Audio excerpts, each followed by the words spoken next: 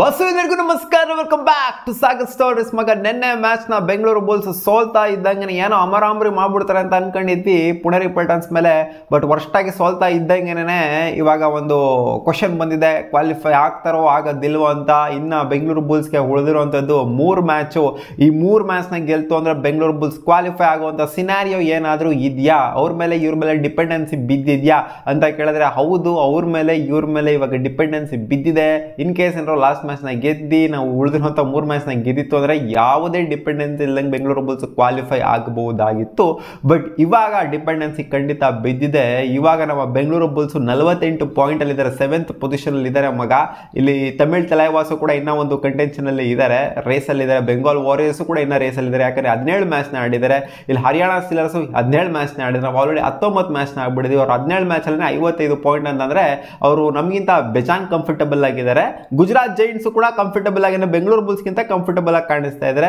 ಅಲ್ಲಿ ಪಟ್ನಾನು ಕೂಡ ಕಂಫರ್ಟಬಲ್ ಆಗಿನೇ ಕಾಣಿಸ್ತಾ ಇದ್ದಾರೆ. ಸೊ ಮೇಲೆ ಇರೋವಂಥ 3 ಟೀಮು ಕೂಡ 4, ನಾವು ಮೇಲ್ಗಡೆ ಫುಲ್ಲು ಟಾಪಲ್ಲಿ ಇರೋರ ಮೇಲೆ ಯೋಚನೆ ಕೂಡ ಮಾಡೋಕ್ಕಾಗೋದಿಲ್ಲ. ಜೈಪುರ್ ಮತ್ತು ಪುಣೆ ಮತ್ತು ದಬಾಂಗ್ದಲ್ಲಿ ಬಗ್ಗೆ ಯೋಚನೆ ಕೂಡ ಮಾಡೋಕ್ಕಾಗೋದಿಲ್ಲ, ಯಾಕಂದರೆ ಇಬ್ಬರು ಕ್ವಾಲಿಫೈ ಆಗಿದ್ದಾರೆ ಮತ್ತು ದಬಾಂಗ್ದಲ್ಲಿ ಕ್ವಾಲಿಫೈ ಆಗುವಂಥ ಹಂತದಲ್ಲಿ ಕ್ಲೋಸ್ ಆಗಿದ್ದಾರೆ. ಸಿಕ್ಕಾಪಟ್ಟೆ ಇನ್ನೊಂದು ಮ್ಯಾಚ್ ಗೆಲ್ತವ್ರೆ ಆರಾಮಾಗಿ ಶಿಸ್ತಾಗಿ ಕ್ವಾಲಿಫೈ ಆಗೋಗ್ಬಿಡ್ತಾರೆ, ಅಥವಾ ಗೆದ್ದಿಲ್ಲ ಅಂದ್ರೂ ಕೂಡ ಆರಾಮಾಗಿ ಕ್ವಾಲಿಫೈ ಆಗ್ತಾರೆ. ದಬಾಂಗ್ದಲ್ಲಿ ಕ್ಯೂ ಅನ್ನೋದು ಬಂದಿಲ್ಲ ಅಷ್ಟೇನೆ ಅವ್ರಿಗೆ. ಬಟ್ ನನ್ನ ಪ್ರಕಾರ 3 ಟೀಮ್ ಆಲ್ರೆಡಿ ಕ್ವಾಲಿಫೈ ಆಗೋಗ್ಬಿಡಿದೆ. ಪಟ್ನಾ, ಗುಜರಾತ್ ಮತ್ತು ಹರಿಯಾಣ ಇನ್ನೂ ಸ್ವಲ್ಪ ರಿದಮ್ ಬೇಕು ಅವ್ರಿಗೆ ಕ್ವಾಲಿಫೈ ಆಗಬೇಕು ಅಂತಾರೆ. ಬಟ್ ಅಲ್ಟಿಮೇಟ್ಲಿ ಡಿಸೈಡ್ ಆಗೋದಿನೇ ಟೂರ್ನಮೆಂಟ್ ಎಂಡ್ ಆಗುವಂಥ ಟೈಮಲ್ಲಿ ಡಿಸೈಡ್ ಆಗುತ್ತೆ.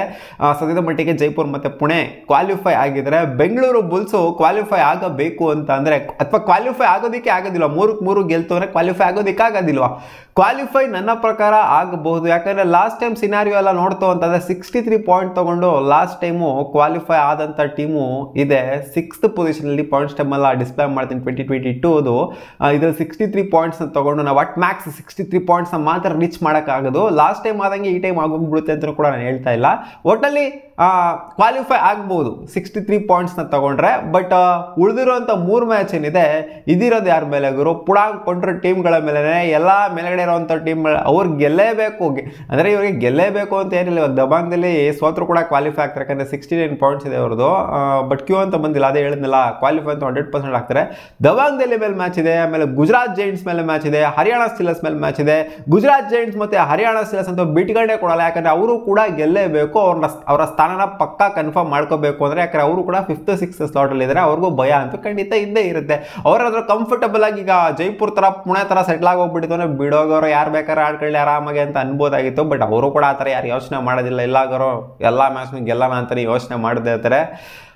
ಇವಾಗ ಬೆಂಗಳೂರು ಬುಲ್ಸ್ಗೆ ಇರೋವಂಥ 3 ಮ್ಯಾಚು, ನೆಕ್ಸ್ಟ್ ಮ್ಯಾಚ್ ಬರ್ತಿದೆ ಗುಜರಾತ್ ಜೈಂಟ್ಸ್ ಮೇಲೆ, ಆಮೇಲೆ ದಬಾಂಗ್ ಡೆಲ್ಲಿ ಮೇಲಿದೆ, ಆಮೇಲೆ ಲಾಸ್ಟು ಹರಿಯಾಣ ಸ್ಟೀಲರ್ಸ್ ಮೇಲಿದೆ. ಫಸ್ಟ್ ಫೇಸಲ್ಲಿ ಈ 3 ಟೀಮ್ಗಳ ಮೇಲೂ ಕೂಡ ಬೆಂಗಳೂರು ಬುಲ್ಸು ಸೋತಿದೆ. ಸೊ ಆದ್ದರಿಂದ ಬೆಂಗಳೂರು ಬುಲ್ಸ್ಗೆ ಈಸಿ ಇಲ್ಲ ಈ 3 ಮ್ಯಾಚ್ಗಳನ್ನ ಗೆಲ್ಲೋದು.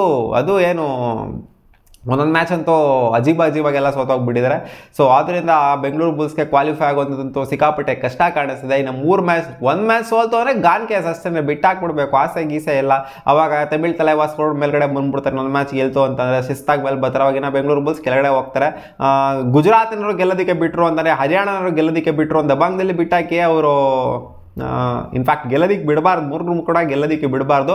ಬಟ್ ಗುಜರಾತ್ನ ಗೆಲ್ಲೋದಕ್ಕೆ ಬಿಟ್ಟರು ಅಂದರೆ, ಹರಿಯಾಣ ಗೆಲ್ಲೋದಕ್ಕೆ ಬಿಟ್ಟರು ಅಂದರೆ ಅವರು ಆಬ್ವಿಯಸ್ಲಿ ಮೇಲ್ಗಡೆ ಟಾಪ್ ಆಫ್ ದ ಟೇಬಲ್ಲೇ, ಅಂದರೆ ಟಾಪ್ 6 ಫಿನಿಶ್ ಮಾಡ್ತಾರೆ. ಬೆಂಗಳೂರು ಬುಲ್ಸ್ಗೆ ಚಾನ್ಸಸ್ ಇರೋದಿಲ್ಲ.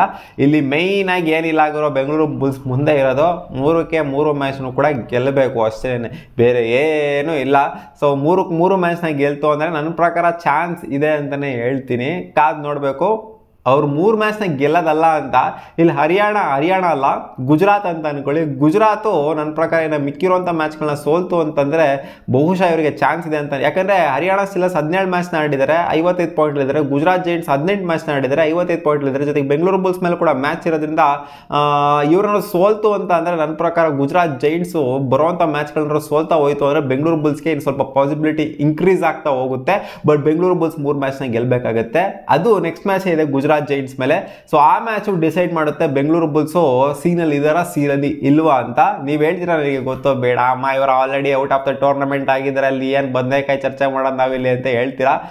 ಬಟ್ ಆದರೂ ಕೂಡ ಎಲ್ಲೋ ಒಂದು ಲೋನ್ ಹೋಪ್ ಅಂತ ಇರುತ್ತಲ್ಲ ನಮ್ಮ ಬೆಂಗಳೂರು ಬುಲ್ಸ್ ಫ್ಯಾನ್ಸ್ಗಳಿಗೆ, ಇಲ್ಲಾಗರು ಏನಾಗುತ್ತೆ ಅಂತ. ಬಟ್ ನಾವು ರೀಸೆಂಟ್ ಇಯರ್ಸ್ಗಳಲ್ಲಿ ಇಷ್ಟೊಂದೆಲ್ಲ ಏನು ಕಷ್ಟಪಟ್ಟಿಲ್ಲ ಕ್ವಾಲಿಫೈ ಆಗೋದಕ್ಕೆ. ಈ ಎಲ್ಲ ಬಾಟಮ್ ಆಫ್ ದ ಟೇಬಲ್ ಕಚ್ಕಟ್ಟೋದೇ ನೋಡಿಲ್ಲ ಬೆಂಗಳೂರು ಬುಲ್ಸು. ಬಟ್ ಈ ವರ್ಷ ಒಂಥರ ವಿಚಿತ್ರವಾಗಿ ಆಡ್ತಾ ಇದ್ದಾರೆ ಬೆಂಗಳೂರು ಬುಲ್ಸು. ನೋಡೋಣಪ್ಪ ಏನಾಗುತ್ತೆ ಅಂತ. ಒಟ್ಟಿನಲ್ಲಿ 3-3 ಗೆಲ್ಲಬೇಕು. ಜೊತೆಗೆ ಮೇಲ್ಗಡೆ ಇರೋವಂಥ ಗುಜರಾತ್ ಜೈಂಟ್ಸ್ ಅಂತ ಅನ್ಕೊಳ್ಳಿ, ಹರಿಯಾಣ ನನ್ನ ಪ್ರಕಾರ ಅವರು ಕ್ವಾಲಿಫೈ ಅಂದರೆ ಈಕ್ವಲಿ ಕಾಂಪಿಟೇಟಿವ್ ಆಗಿದ್ದಾರೆ ಗುಜರಾತ್ ಮತ್ತು ಹರಿಯಾಣ.